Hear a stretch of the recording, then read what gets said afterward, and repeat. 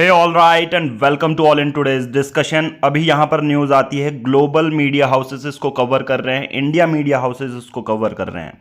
Canada, Australia, पुर्तगाल ये सभी अभी पैलेस्टाइन को फॉर्मल तरीके से रिकॉग्नाइज कर रहे हैं। बट रिकॉग्नाइज करने का मतलब क्या ये पैलेस्टीन एक फिर कंट्री बन जाएगी? इस पूरे मुद्दे को डिस्कस करेंगे। सबसे पहले अगर आप सर्च करोगे तो ये बहुत मीडिया हाउसेस, बीबीसी कवर करता है कि यूनाइटेड किंगडम, कनाडा, ऑस्ट्रेलिया 21 सितंबर को इन्होंने रिकॉग्नाइज कर दिया है पैलेस्टीन को। अब ये सिंबलिज्म की तरह है या ऑफिशियली सभी लोग इसको मान लेंगे, इसकी क्राइटेरिया देखेंगे कि एक देश बनता कैसे है, right. United kingdom, Canada and Australia announce formal recognition. 3 देश तो ऐसे हैं जिन्होंने फॉर्मल, अभी यूनाइटेड नेशन जनरल असेंबली की मीटिंग भी होने वाली है, यूरोप के और देश भी इसको पैलेस्टीन को फॉर्मल रिकॉग्निशन देने वाले हैं। तो इस पूरे आर्टिकल को डिटेल में डिस्कस करते हैं, कौन कौन से सिनारियो हैं और इंडिया का स्टैंड क्या है, इंडिया ने क्या पैलेस्टीन को ऑफिशियली रिकॉग्नाइज किया है या नहीं, ये भी हम देख लेते हैं। ओके नाउ, ये न्यूज़ है 21 सितंबर 2025 की। सबसे पहले कौन कौन से नए देश हैं जिन्होंने पैलेस्टीन को रिकॉग्निशन दिया है। यूनाइटेड किंगडम के पीएम कीर स्टारमर हैं, ये भी फॉर्मली रिकॉग्नाइज करते हैं। आप इनका देख सकते हैं कि ये 2 स्टेट सॉल्यूशन चाहते हैं कि एक तरफ इजराइल हो, एक तरफ पैलेस्टीन हो। कनाडा ने भी G7 का पहला देश है जिसने ऑफिशियली रिकॉग्नाइज कर दिया है। वहां के पीएम हैं मार्क, उन्होंने भी प्रॉमिस किया है कि हम 2 स्टेट बनाएंगे। ऑस्ट्रेलिया ने भी PM Anthony Albanese formally recognise the independent and sovereign state of Palestine, ये आपको पता है। Now we have the Portugal, और इन्होंने भी कहा है कि हम फॉर्मल रिकॉग्निशन देंगे। अब बहुत सारे ऐसे देश हैं जो डोमिनो इफेक्ट देखने को मिलेगा कि इन 3 देशों ने पैलेस्टीन को ऑफिशियली रिकॉग्नाइज कर दिया है। Then we have France, Belgium, Luxembourg and Malta expected to follow. जो यूनाइटेड नेशन जनरल असेंबली की सबमिट होने वाली है, इस पर ये फॉर्मली पैलेस्टीन को एज ए स्टेट डिक्लेयर करेंगे, एज ए नेशन डिक्लेयर करेंगे। जैसे भारत एक देश है, वैसे पैलेस्टीन को एक देश की तरह डिक्लेयर करेंगे। बट क्या ये डिक्लेयर करना उसको एक नेशन बना देगा, इस पूरी डिटेल को भी जानेंगे। करंट सिनारियो अगर आप देखेंगे कि एक देश कैसे बनेगा, आप सबको पता है यूनाइटेड नेशन में जनरली 193 से 195 कंट्रीज हैं टोटल में, राइट। तो अगर 75% देशों ने अप्रॉक्सीमेटली उसको रिकॉग्नाइज कर दिया तो वो एक नेशन बन सकता है। दूसरा, यूनाइटेड नेशन का एक स्टेटस है जो परमानेंट ऑब्जर्वर स्टेट है। अगर वो बनता है, इनिशियल में वो नेशन नहीं बनेगा, सबसे पहले ऑब्जर्वर स्टेट बनेगा, तो वो पार्टिसिपेट करेगा मीटिंग्स में, बट उसको वोटिंग राइट्स नहीं होंगे। और दूसरा एक चीज ये भी है कि यूनाइटेड नेशन सिक्योरिटी काउंसिल में सपोर्ट कितना चाहिए। अगर 4 of 5 permanent member support Palestine करते हैं तो मे बी, देखो 3 कंडीशन है, 75% और 4 से 4 तक आपके परमानेंट जो मेंबर्स हैं वो उसको सपोर्ट करने चाहिए, ठीक है।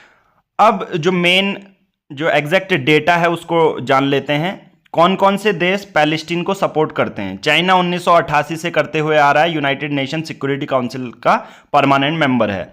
रशिया तो ऑब्वियसली करेगा ही करेगा, 1988 में रशिया को क्यों करना है, आप सबको पता है। वेस्ट में एक देश है यूनाइटेड स्टेट्स ऑफ अमेरिका, वो क्या करता है कि पैलेस्टीन को सपोर्ट करता है in terms of Israel, right. यानी कि पैलेस्टीन को सपोर्ट नहीं करता है, वो सिर्फ इजराइल को सपोर्ट करता है। तो सिमिलरली रशिया क्या करेगा, पैलेस्टीन को सपोर्ट करेगा। अब 2025 में जो तीसरा परमानेंट मेंबर है, मैंने बोला यूएसए इजराइल के साइड है, बेंजामिन नेतन्याहू के साइड है, बट वहीं दूसरी ओर जो रशिया है वो पैलेस्टीन को रिकॉग्नाइज कर रहा है 1988 से। अब यूनाइटेड किंगडम ने 2025 कर दिया है, फ्रांस एक्सपेक्टेड है कि करेगा। तो मैंने बोला कि 4 अगर सिक्योरिटी काउंसिल के जो परमानेंट मेंबर हैं, 5 में से 4 इसको करते हैं तो बहुत पॉसिबल है कि ये नेशन उसको रिकॉग्नाइज करेंगे। अब यूनाइटेड स्टेट, जैसे मैंने ऑलरेडी बोला, इजरायली स्ट्रॉन्गेस्ट एलाई कौन है, यूएसए। अब कुछ लीगल फ्रेमवर्क और स्टेटहुड क्राइटेरिया देखते हैं कि एक मॉन्टन कन्वेंशन क्या कहता है कि ये एक परमानेंट, किसी भी एक जगह परमानेंट सॉल्यूशन है तब वो देश बनेगा। एक डिफाइंड टेरिटरी होनी चाहिए तब वो देश बनेगा। इफेक्टिव गवर्नमेंट और इंटरनेशनल रिलेशन होने चाहिए तब वो देश बनेगा, राइट। फॉर्मल डिप्लोमेटिक प्रोसेस भी होनी चाहिए। बट पैलेस्टीन की अभी की कंडीशन देखें तो कोई इंटरनेशनल एग्रीड बाउंड्री है नहीं, कोई उन्होंने अपनी कैपिटल रखी नहीं है, राजधानी, कोई उनके पास मिलिट्री फोर्स यानी कि आर्मी नहीं है, और सरकार का भी कोई कंट्रोल है नहीं क्योंकि इजराइल ने पूरा ऑक्यूपेशन कब्जाया है। ठीक है, इन्वेस्टमेंट, कल्चरल एक्सचेंज, ये कुछ नहीं है। तो अब साथ साथ में हम देखते हैं कि क्या इसका कोई सिंबॉलिक सिग्निफिकेंस हो सकता है। यस, ये हम कह सकते हैं कि एक तरह का गेम चेंजर हो सकता है पैलेस्टीन के लिए। ये इंटरनेशनल लॉ में पैलेस्टीन और इजराइल को एज ए दो नेशन की तरह दिखाने में मदद कर सकता है, राइट। और नाउ प्रैक्टिकल कुछ चेंजेस देखते हैं। वियना कन्वेंशन प्रोटेक्शन मिल सकती है, इंटरनेशनल लीगल स्टैंडिंग मिल सकती है अगर उसको नेशन करा दिया गया। बट हाल ही में क्या हुआ, पैलेस्टीन के अगेंस्ट बहुत सारे ग्रुप्स को मारा गया है, serious bodily and mental harm हुआ है, deliberately inflicting condition to destroy the group, ठीक है, प्रिवेंटिंग बर्थ, ये सब चीजें हैं। इजराइल का रिस्पॉन्स क्या है इस पूरे सब में? पीएम नेतन्याहू कहते हैं कि पैलेस्टीन कभी भी एज ए देश की तरह हम स्टैब्लिश नहीं होने देंगे जो कि जॉर्डन रिवर के वेस्ट में बनेगा। तो ये तो वही बोल रहे हैं कि ये तो हमास लोगों को एक आप अवार्ड दे रहे हो जो जिन्होंने रिकॉग्नाइज किया है। यूनाइटेड किंगडम हो गया, राइट, कनाडा हो गया।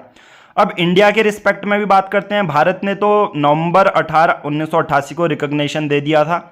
अमंगस फ्यू कंट्रीज है जिसने पैलेस्टीन को रिकॉग्नाइज किया है। इंडिया 2 स्टेट सॉल्यूशन यहां पर चाहता है। हालांकि बहुत सारे लोग इनको क्रिटिसाइज भी करते हैं, but we have first recognition. Algeria जो है 1988 में पहला देश बना जिसने पैलेस्टीन को रिकॉग्निशन दी, राइट।